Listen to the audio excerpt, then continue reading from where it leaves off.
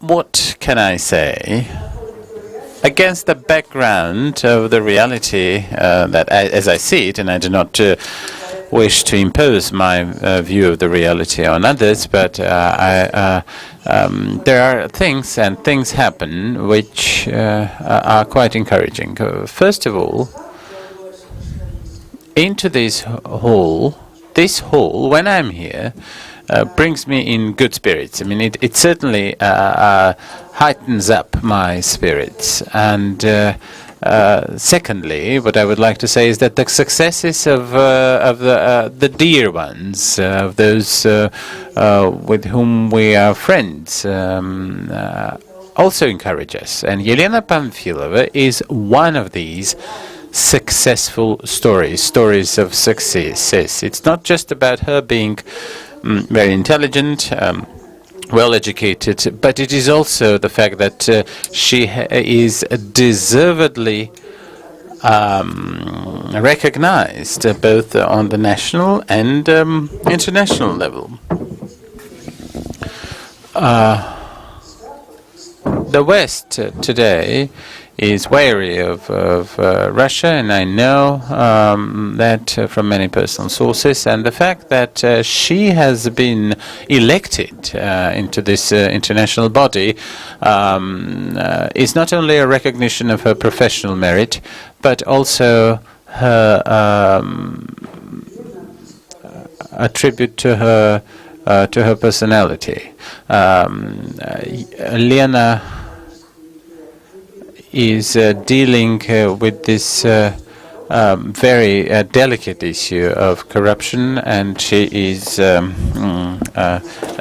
most professional person, as I said, recognized at all levels. Plus, she has been late.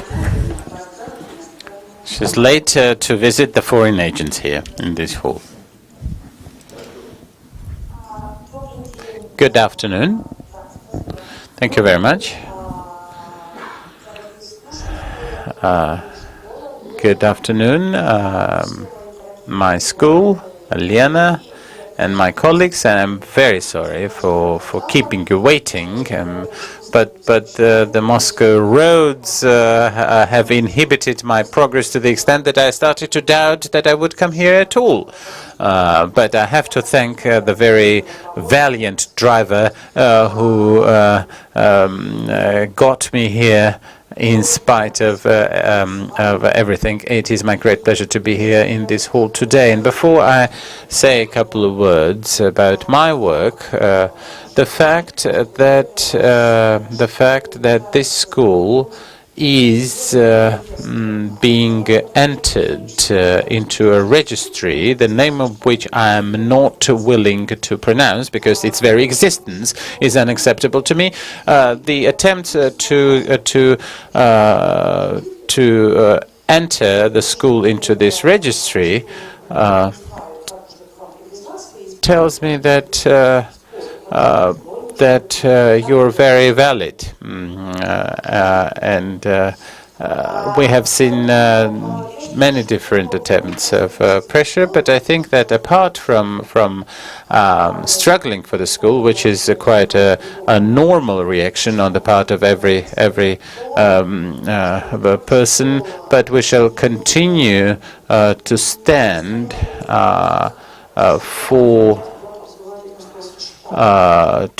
for the school,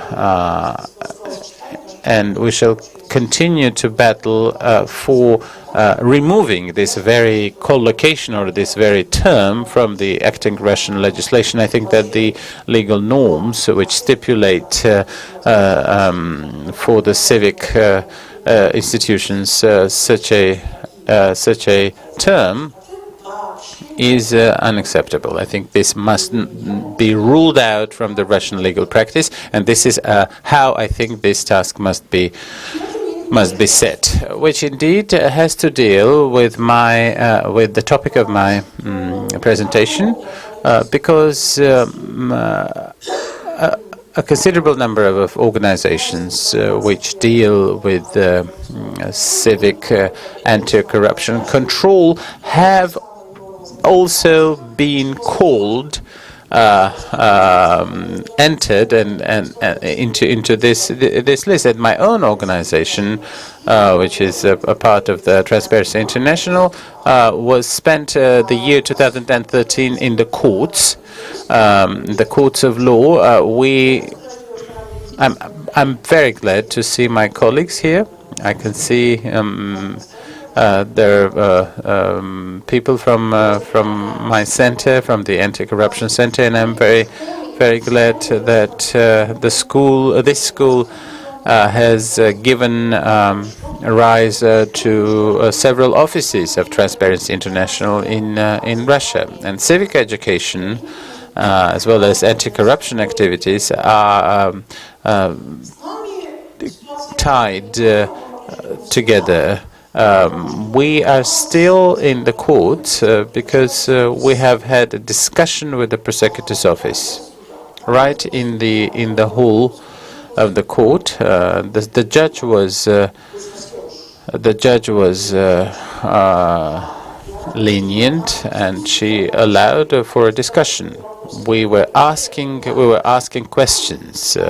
What do you think? What do you think? Which is not a particularly frequent phenomenon in the Russian courts. But in any event, we had very interesting episodes, two episodes. At some point, we were told that any public pronouncement on corruption in this country is an example of political activity. Any public statement regarding corruption is political activity. So I asked the representative of the prosecutor's office, do I understand him correctly, that every time when I utter the word corruption, I deal with politics? And I was the answer was in the affirmative. So every time when you write corruption, the word corruption, you are becoming political journalists. This was point number one. Point number two in this discussion.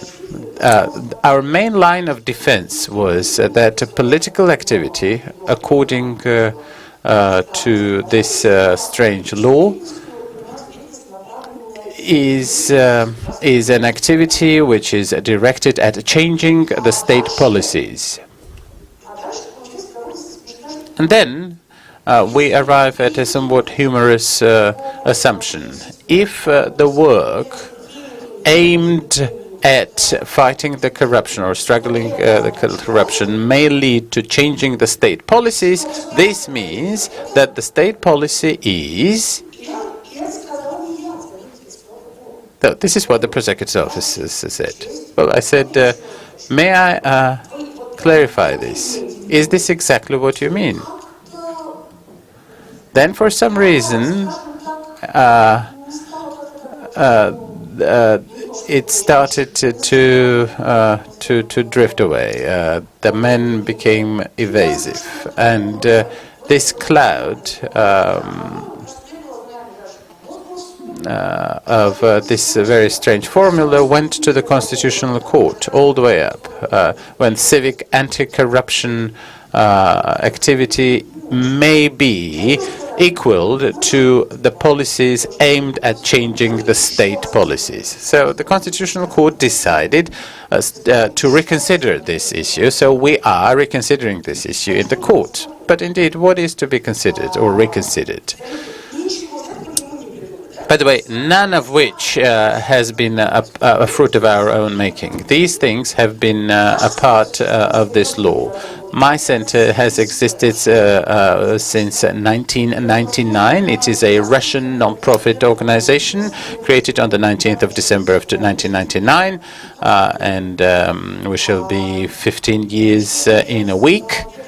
About a month, the Transparency International accredited us as one of its branches. The Transparency International is a horizontal organization.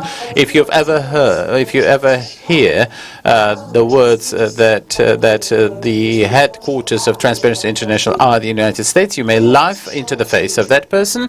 Because first of all, because there are no headquarters of this organization. Secondly, there are no bodies of this organization in the United States whatsoever, and the only body which is the Secretariat of the Transparency International is in Berlin.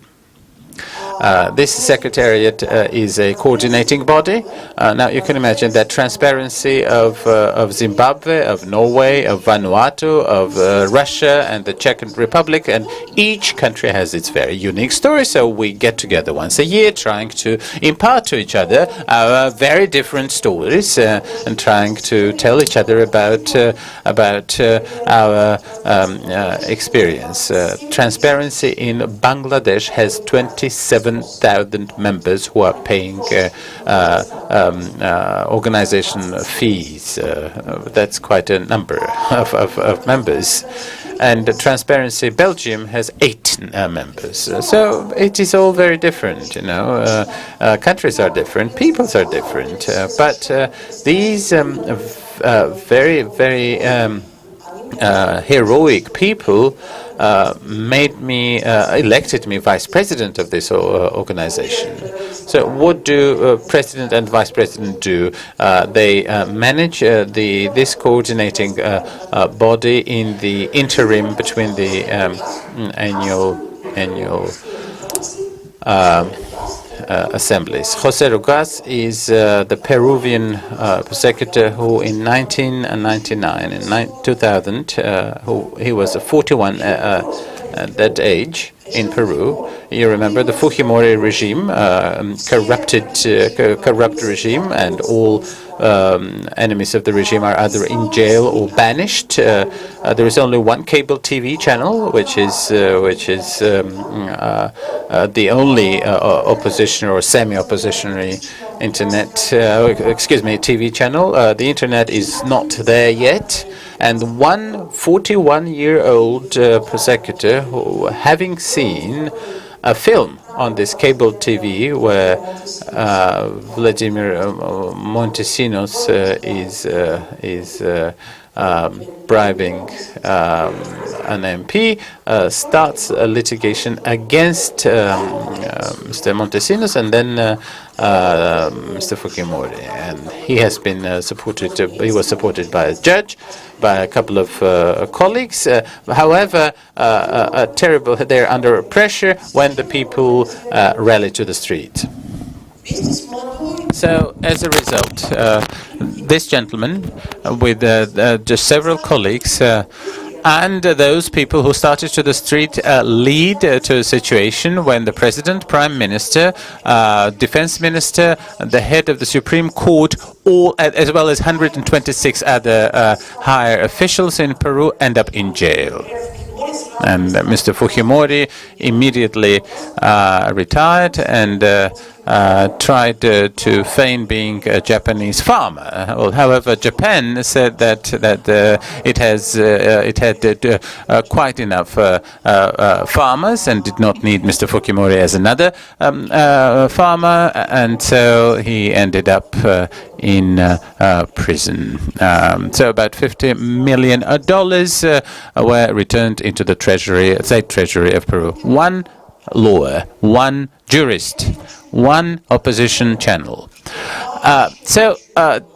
When I'm told that nothing is possible in a country pervaded by corruption, that nothing is possible in a country where the machine of repression has started and is working at full swing, I beg to differ.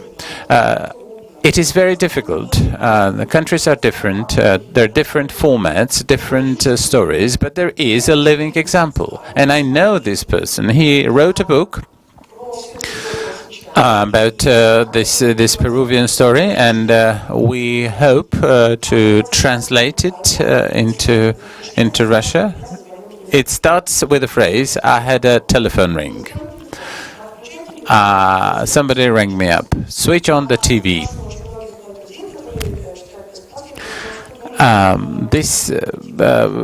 Many of my friends who read this book said that it reads like a fascinating detective story. So I think that this is a great proof that even under systemic corruption, many things are possible.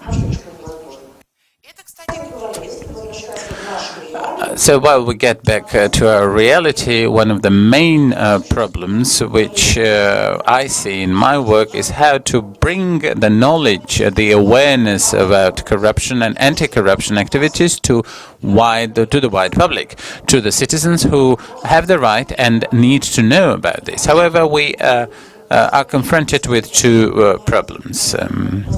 Over the past 15 years, we have had quite a bit of experience of dealing with the mass media. We have two paths. So we can inform about the corruption stories, about anti-corruption stories, about the instruments, and so on and so forth. We can say that the anti-corruption, what is good and what is bad. That's raising the awareness. That's one path. The other path, which is our greatest hope, is the investigative journalism. Now, the investigative journalism is indeed a great hope. Talking about the anatomy of anti-corruption activities, let me say that no anti-corruption campaigns are possible without journalists. Nothing will ever happen without you. Just remember the Peruvian story one more time, and I can quote another 1001 stories of successful anti-corruption activities where a journalist is always one of the central figures. There is a media resource, a newspaper, a TV channel, and this is the reality that we're dealing with. The first sad fact is the investigative journalism in this country is next to be dead.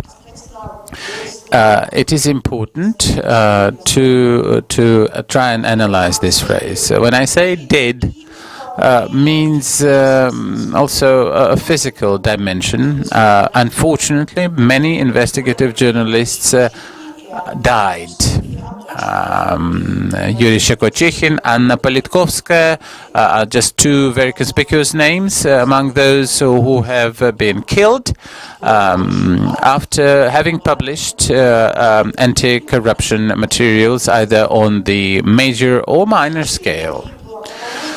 But the investigative journalism is also next to be dead because that many prominent journalists have come to a conclusion that it is pointless to fight corruption. As Roman Shlenov said to me when he was getting the award of Transparency International, and he got this story of Yuri Shekochyhin, so he got this prize. And he said, sometimes I have a sensation that even if I publish a photograph on the first page of my newspaper with suitcases full of cash against the background of a villa, nothing would change.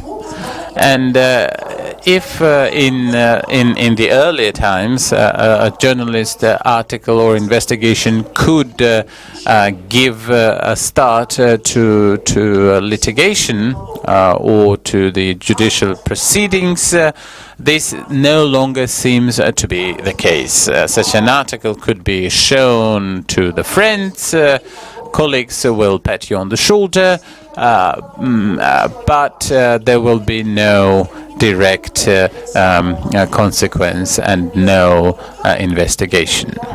And if something happens, if something like that happens in the region, then the regional little czar will hire a couple of hitmen, and that will be the end of it. Well, we have known sometimes a miracle may happen, and an article will go together into the context of other materials, and then the journalist will be patted on the shoulder.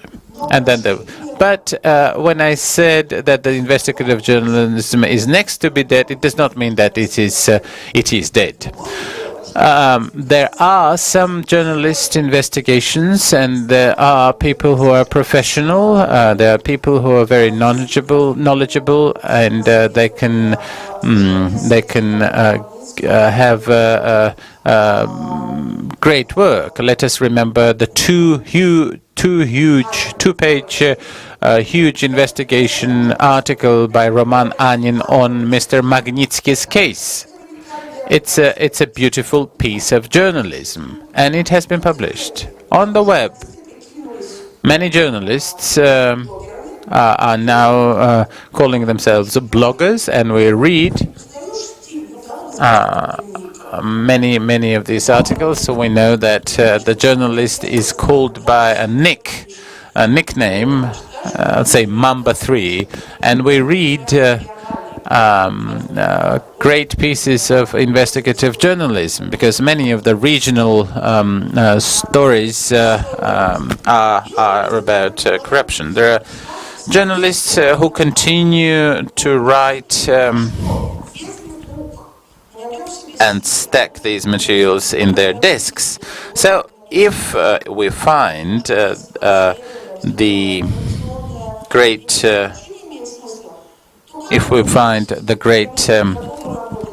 ability to revive the investigative journalism, I think this will be a great day for Russia. With respect to raising the awareness and informing, this is quite clear. It is hard I cannot go with such programs to the federal channels with my ethics broadcasts. The TV channels will hardly take me in.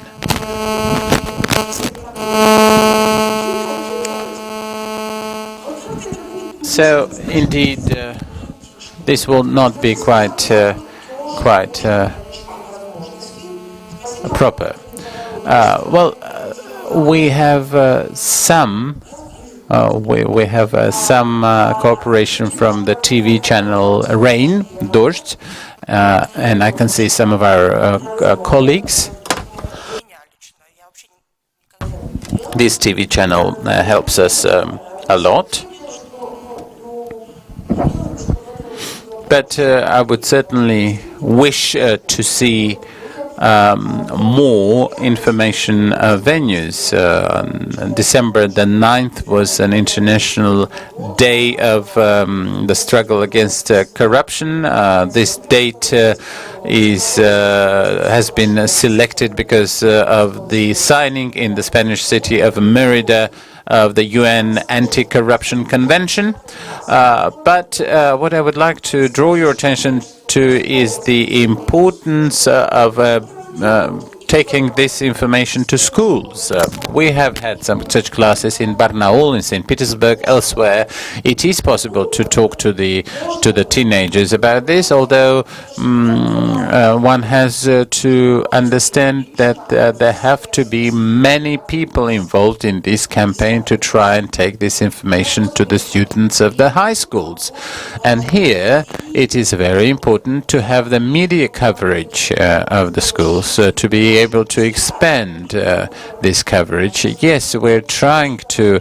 We have a YouTube channel, but this is just this is like draining a lake with a spoon.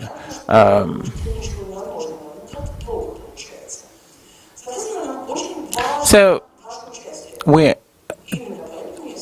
are very keen on cooperating with you. This is why I'm here, and this is my introduction to the role of mass media in in struggling against the corruption in Russia. We can see that the structure of corruption, from the concept of corruption all the way into the different manifestations, the corruption is quite simple as a process for some sort of anatomical section. Let us try to imagine that we have an opportunity to make this autopsy of the Russian corruption. For the purposes of the Russian reality and the international matters too, we use a definition of the corruption. By the way, in the international treaties do not have a definition of the corruption. The academic studies do have the definition. The Russian federal law, and I can see we have been fighting against corruption for 24 years of the modern Russia. When did we first have this notion introduced into the law? Does anybody know? In 2008. So before 2008, we did not have a definition of corruption. And we had it in December of 2008. When the first law on withstanding the corruption was enacted. But because there is no universal definition of corruption, because every person seems to construe this term the way he or she likes, and this is one of the problems of our activities. I will never forget that in 2003 and 2004, when I was reading a lecture at a police academy, and there was a gentleman there, a major official, and he had his epaulets, and I was talking about the bribes, political corruption, the different sides of corruption. I was talking about regulation. I'm reading the lecture, and then he comes to me, and he says to me, "For you to understand, there are things which are not a corruption mechanism. This is an economic instrument. Paying back or paying an award for paying a fee for an awarded contract is not a piece of corruption. Is not an element of corruption."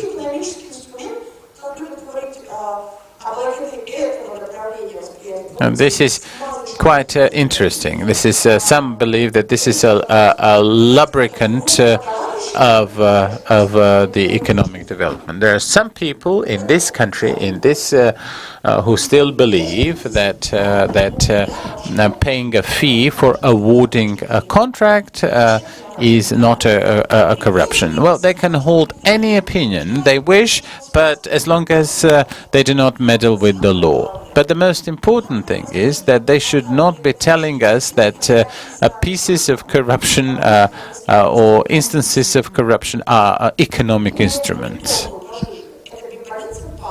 Well, so let us not try to think that when a contractor was paid a fee for being awarded a construction contract, and then the hospital falls down because the concrete used was not of the grade that it was supposed to be, and the attempts of some of these corrupt officials to justify their existence. I think that lamentations about Russia is doomed to be corrupt. This is a part of the cultural code.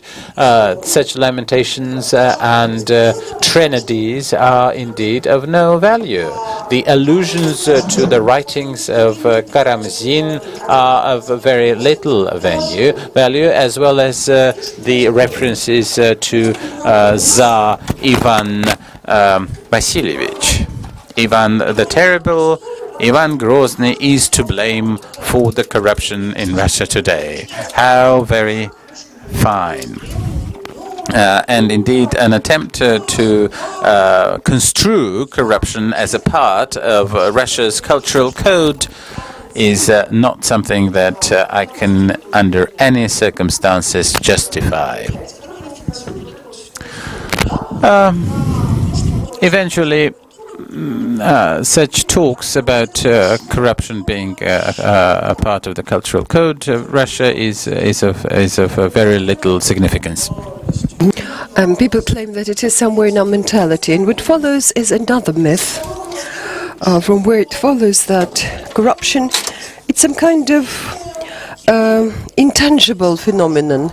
You may read that some nasty things have happened and say a bridge disappeared, but obviously it is corruption that is to blame. There is full stop. How come? Did it on its own? Did it dragged away the bridge? And then you explain to the writers that you should not write it in this manner, because corruption is always about some person's name, last name. There is no such thing that corruption that exists without hands, feet and head, and usually a touched pocket where the money goes to. So corruption is always about personal vested interest, and it goes back to somebody who holds a passport and bank account. Corruption means always abuse of power, and public resources for one's own end. This is a fundamental definition we go by. Abuse of power and public resources for one's personal agenda, and this is where every component matters. This is exactly where I'm moving elsewhere. Потому что.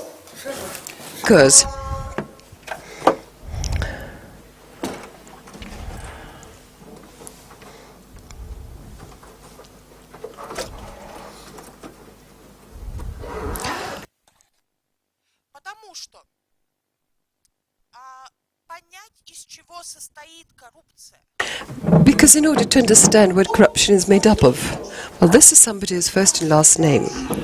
This is somebody who commits an act of corruption. Where did he arise from? Where did he come from? This person that has a name, because many of us have children here. They're all born, angels in flesh, right? And not in one single of them would you suspect that he would grow up to be a future somebody who has committed this crime. How out of these angels we get this person who is in corruption? Once parents gave birth to them, they went to the school. What was inside this molecule of corruption? What is there which infects somebody and turns man into dust? Like, how does it come this way? And if we are driven by definition of corruption, that corruption is abuse of power and public resources for one's own ends, we should have at least three ingredients: office or power, and personal goals. Robert Glivgard, in the late 70s, early 80s, came up. It's not a formula really, or created a formula according to which a corruption is discretionary office minus control. Somebody in office should have some power. That is exactly his office and his public resources. He should be able to manage something. Therefore, we see opportunities opening and they are at the same time authority or office or resources. And many of them have both the authority and the office and the... I was in charge until July, last July, with an organization. Do I have resources? Yes, I do. Does it mean that I necessarily am corrupt? No. Anya is in charge of our reception. Does it mean that she... No. No, she's distributing... May she abuse? Yes, she may if she wants to. Does she abuse? No, she's not. Therefore, some other elements should come into play. Klitgard is saying minus control. Okay. Therefore, we get an element which is known as lack of control. What is it, lack of control? What is this control about? What is control over some authority and resources? Well, control comes in all kinds and sorts, sort of, over anything or anybody. We have internal control, and as to internal control, there is control by the state over these office, over these public resources, over opportunities. Well, how does it happen in the state? Through all kinds of services of, say, security, internal security. There are several organs of external, if we speak about public officials, but at the same time official government control. We have 3 independent surveillance organs in Russia. Who are they? Prosecutor's office to begin with once, Court of Accounts 2. Okay, let's put it this way. Prosecution is legitimacy, Courts of Account is money, and what is another element? Independent organ of control, state control. But don't laugh at it, for God's sake. Central Sberkom, Central Election Committee. In theory, this is an independent organ which looks at independence or transparency of the political process.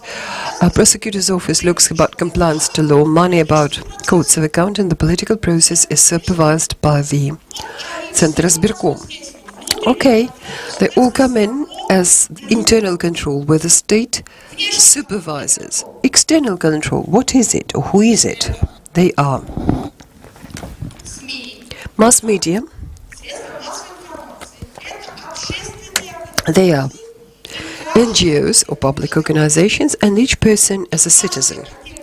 And each person as a citizen is implementing the supreme form of civic control, which is about what? About election. Why? Because unlike very many other important functions that election carry, where the ideological component dominates, in our work and for the purposes of creating a transparent state, the election plays a very down-to-earth utilitarian role, especially at the grassroots level. It doesn't allow to conserve, for conservation of the conservative elites at the decision-making level. In our municipality, the money to build children's playground went to build a local casino. We dislike it. At this time, we're trying to start internal control, but to preclude it from happening again, what do? Next time we vote, and we vote against the people who misspent the money that was designated for the playground to pay for the casino. In theory, it should work this way. Totally different matter is that there's anti-corruption component of the election is not really, and this first request, when you write about this, when they have something in mind, please bear it in mind that we want external control in government, a part of investigative journalism and information. Please speak about everybody, every citizen, even if he fears like nothing else to seek police or prosecution office. Nobody is obliged to be a hero. Normal people should not go to barricades in a normal country. In a normal country, should have a chance to live a comfortable life. But even for those people who are afraid, can see injustice, they have the last resort and the first probably instrument to fight corruption. At election, at least to read the bios of those candidates. Well, I was an observer at the election. People elect in my municipality. Well, this seems nice. He looks good looking. Oh, this looks smart. My God. How can it be that people should vote for people who will be managing our municipality? What is this?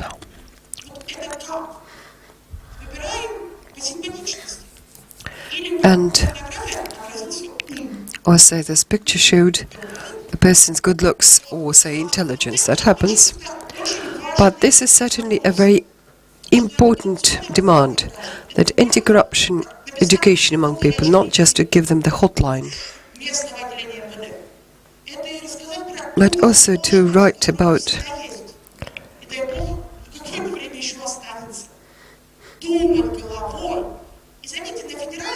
and to use the intelligence to think. But at the federal level, okay, it's somewhere far away, but think about your own pavements and playgrounds and outpatients clinic, your school. If not at the federal level, please elect those who will not place a casino instead of the playground. We should teach people how to think. And in this anatomy, but you will tell me, Elena Anatolyevna, even in this country, there is a number of people with opportunities, with the office, with resources, and it's very bad about control. Does it mean that everybody who works in the public sector, in the state sector, enforcement are all 100% corruption? No. No. Because I know people. No. Otherwise we would not be here. And you either. Because there are people who do not do it. Yes, they find it hard. Yes, sometimes they quit. Yes, sometimes they may degenerate in a while. In point of fact, this is a great fundamental story about potential.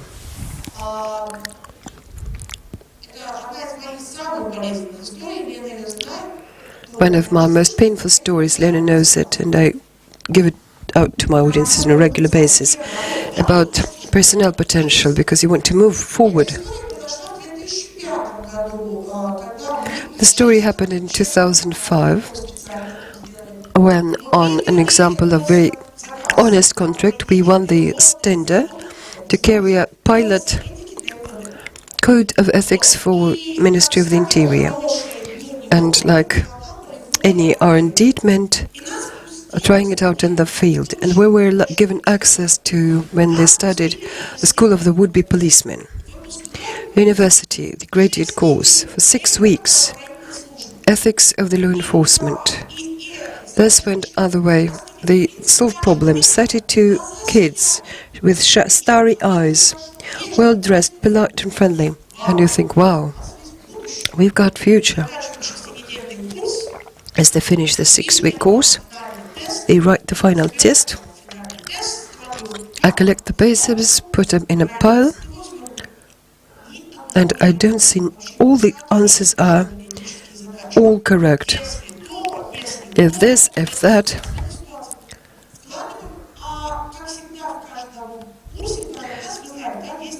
And you know, in every class there's one that is, you know, like the leader, informal leader. And he gets up and says, Elena Anatolyevna, on behalf of our course, want to tell you thank you very much. We liked your course very much. It was all great. But you understand, Elena Anatolyevna, that the first thing we do as we leave this is get the kickback, all the money that our parents paid to get admitted there. And Elena Anatolyevna and it was February. I want to throw myself out of the window and to end it all at once.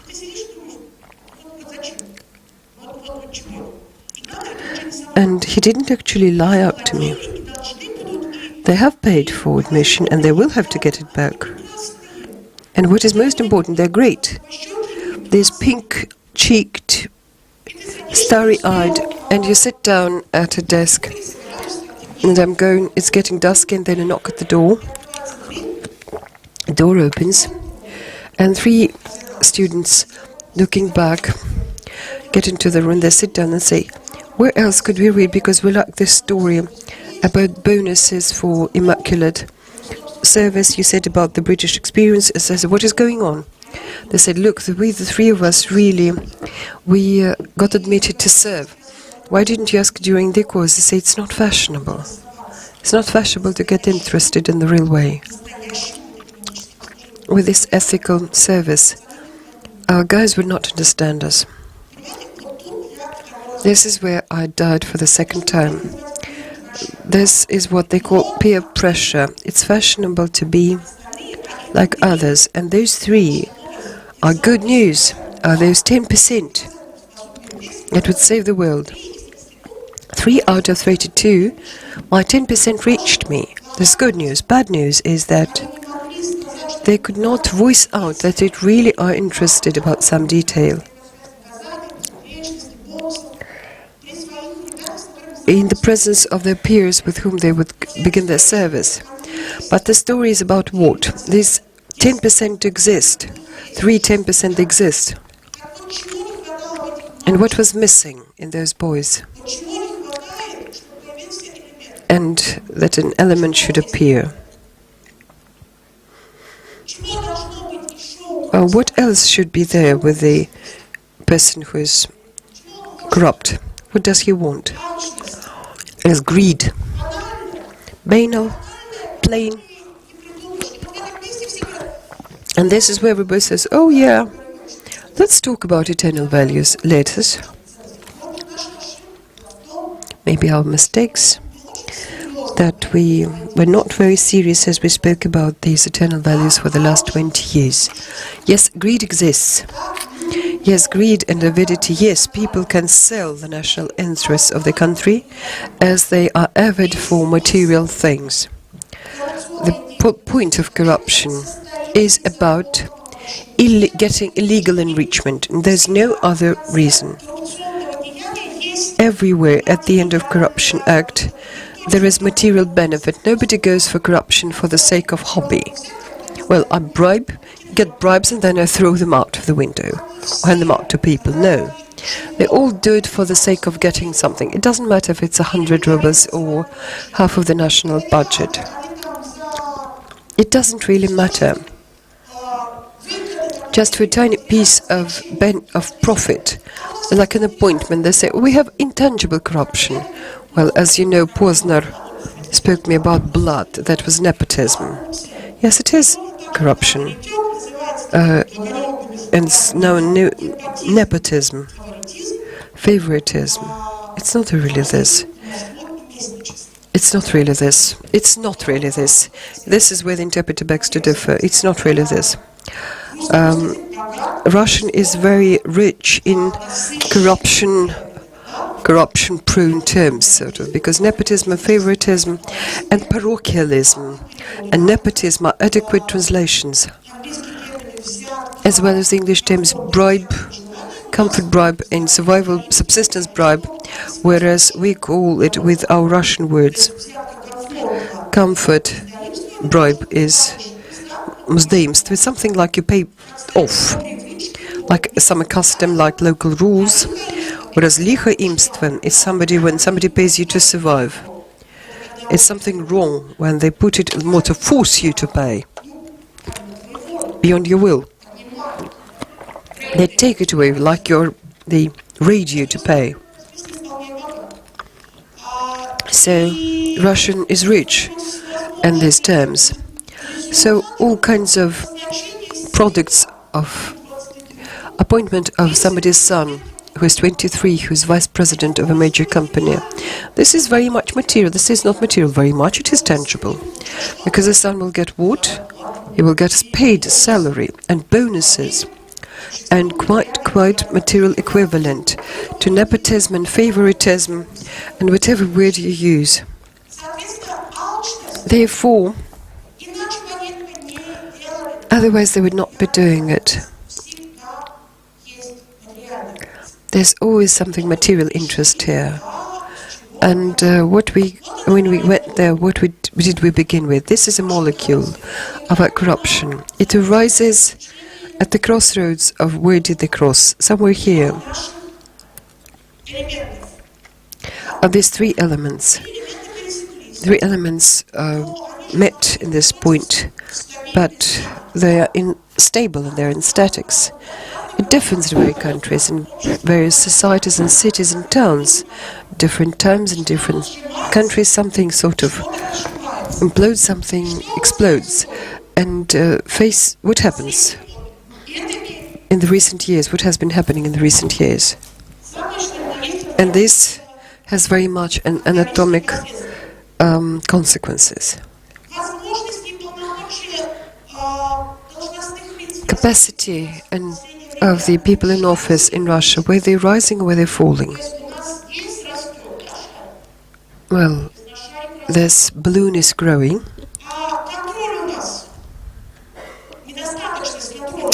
Moreover, and lack of control was on the rise. But people in government, what are they like? They're somewhat better. When did you feel it became better?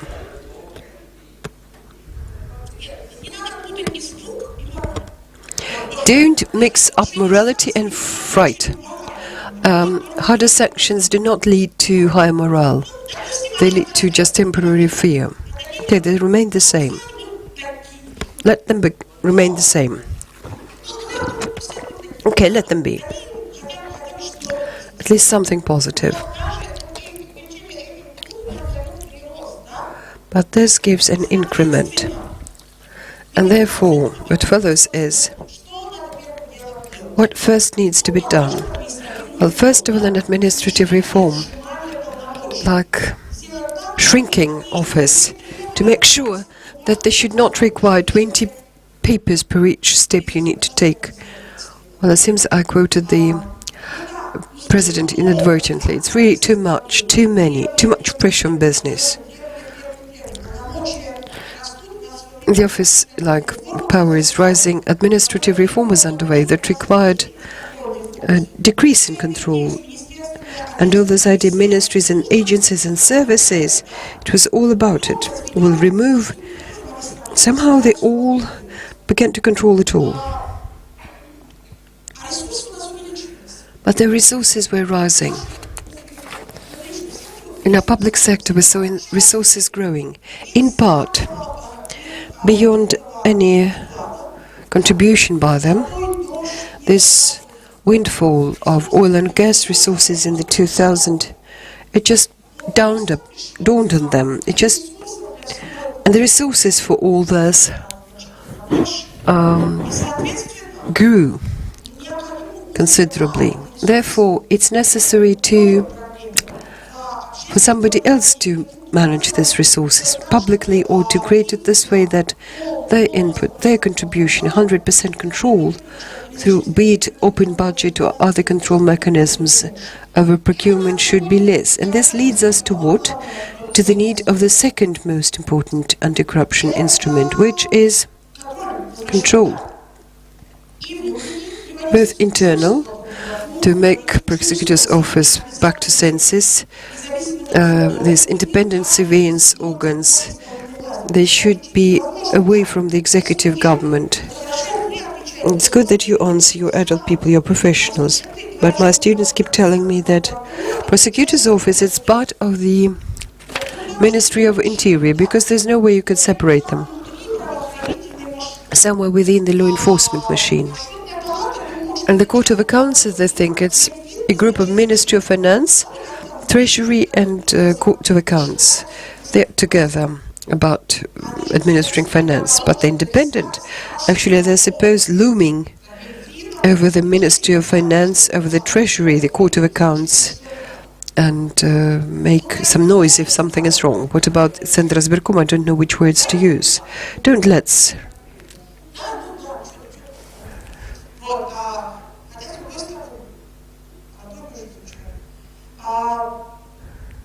И думаю, то есть тут понятно, то есть на самом деле, если кому интересно, So, на нашем сайте, on our website, in many articles, what needs to be done instrumentally to decrease this, to add on that, it's all written down. All those present here will confirm that. Not one single story that is too complicated. Well,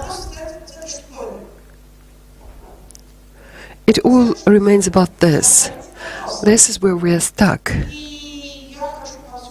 This is what I want to discuss with you.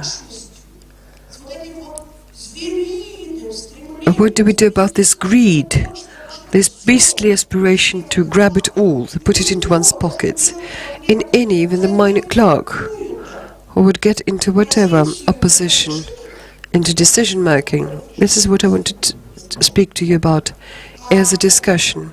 Thank you very much. There's only 4 minutes to go before the end of the session. Dear colleagues, we now start a discussion. This is where we only have 20 minutes to go. I'm grabbing 15 minutes from your lunch, but who thinks that things are best in their region? In Chechnya,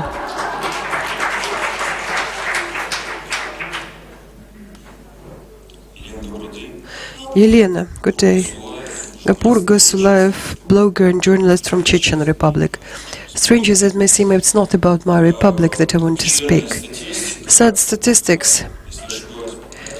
Please correct me if I'm wrong. Corruption in Russia is rising every year. I have an impression that the larger the budget grows,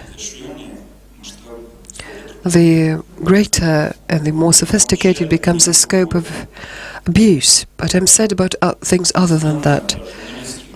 Strange as it may seem, the journalist revelation no longer produce the effect they used to. Where is the gap here? Maybe it's time for journalists to change the instruments and tools. Maybe too often we're using the tools of black PR. What needs to be changed? Thank you. Point one. This is another request I have a number of requests. I've just come here as an applicant. Dear friends, dear journalists, I have a request. Do let this identify one thing for sure. The number of crimes which one reports us about corruption does not say refer to the scope and the frequency of corruption, just says but one indicator, which is efficacy of work of the law enforcement system to identify corruption. When? Usually once every 6 months, a collegium is held of the Ministry of Interior and college of the prosecutor's office, and they say how many were investigated and they identified. This is what happened in this half year. Think that if they should stop working, you will get 0. Think if they should discover, say, 10,000 1 ruble bribes. But then they can discover again 1 bribe which is worth 10 million. What is it? The average would be 10 million. So this story that pretty often journalists write, oh, the amount of corruption is such and such, that many crimes per year. It's not the. It is law enforcement to counter corruption. This is as it is. This is how many they could unravel, document, identify and take to court. Full stop. This is just an additional point. Please bear attention. It is not measured by the number of identified or unraveled crimes. As to the essence of your question, then probably yes. Probably yes. And I believe in self-organization of any communities. I believe that journalists and bloggers who are writing about corruption probably should cooperate and should in some way establish certain reputational operational standard of the activities they are doing? Because pretty often, why do people distrust? Why do not people respond? The first thought that comes to your mind, oh, they think it's a paid-for article.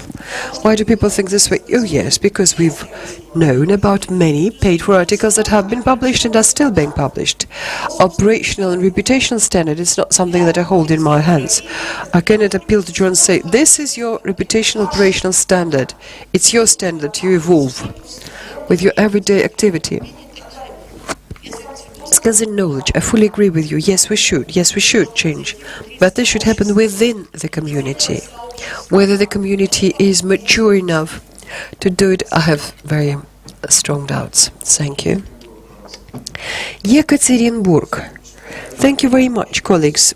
Please, be brief, because we only have 15 minutes to go. Kirillov Sergei, member of the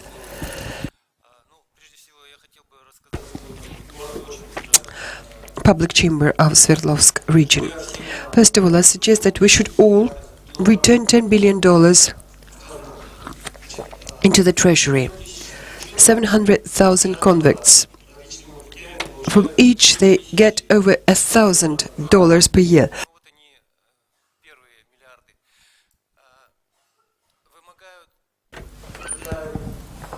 They torture, they underpay.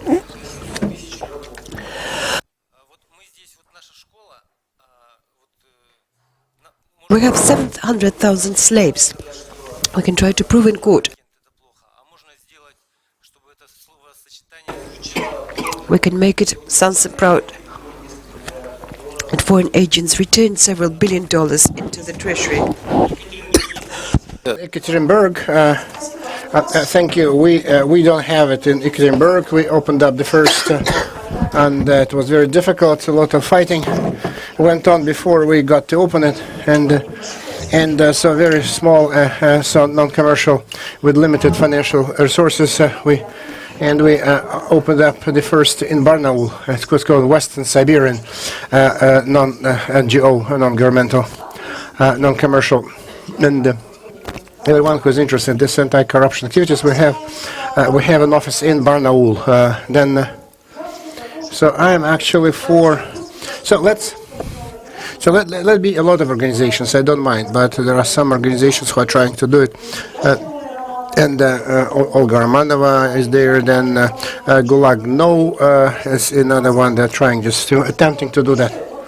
And I think that we need to help them. So there is no need to replace the activity that they've been doing, and they've been doing it well. So we should not. So let's invite them to help us to move in, because they're professionals, and because they know what they miss, they know where to go, who to talk to, because they did time in jail, and so they know it better than when we do it. So let them do it professionally. Otherwise, if we start trying just to do everything at once, it will be a cacophony, and so. But I agree. So then the corruption in the penitentiary system is horrible. So, for example, so then the Moscow remand prison. It's so we.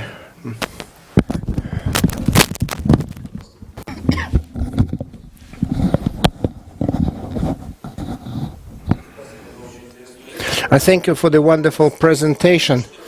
And so Dagestan question. You were saying that corruption is not calculated by the number of crimes. So is there a unit of measure of corruption? So there is no unified, standardized unit of measure of corruption. There are three options. The first option is to measure the corruption practices.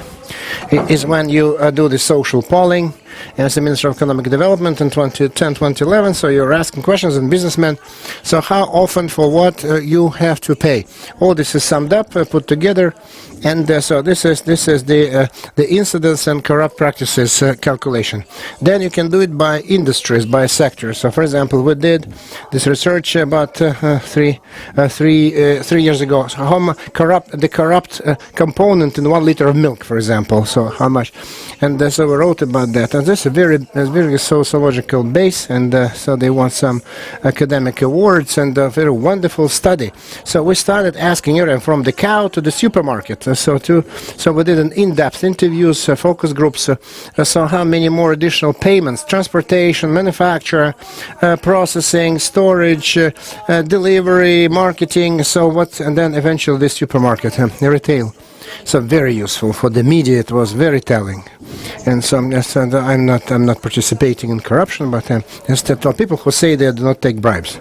Every time when they buy a liter of milk in Moscow, they pay 30% of the cost of the liter of milk to corruption, not to the cow, not to the seller, not to the worker, but to some unpleasant women and men who extorted money from all these people who change. In otherwise, maybe not in Moscow, 20% is the corruption, and then there is an index of perception of corruption, how we feel. So do we feel that the corruption is big or corruption is small? There's a lot of corruption, no corruption. So this is the perception of corruption. That's another value that can be another option how to measure corruption. And this component is 30%. Actually, Voronish. Elena Anatolievna, my question. And is there in Russia or someplace else in the world an organization that deals with systematic monitoring of corruption component in the laws, in the bills, drafts, and legislation? So such organization, Ministry of Justice of the Russian Federation and the Attorney General of the Russian Federation, and so then whose task? So they're supposed just to do the anti-corruption expert examination, because all drafts, all bills need to go through the anti-corrupt expert examination. And sometimes the Attorney General organizes, sometimes the Minister of Justice organizes that one. When it was adopted, this independent anti-corruption expert examination became not mandatory but possible. So there is a group of lawyers in Russia, unfortunately. So this organization is still there. So I can ask Anya. So Anya, all the questions, if I fail to answer, she will answer. So they do the anti-corruption expert examination of the legislation. We do it. Our Kaliningrad colleagues do that. So there's an international monitoring. It doesn't exist internationally because this is our Russian innovation.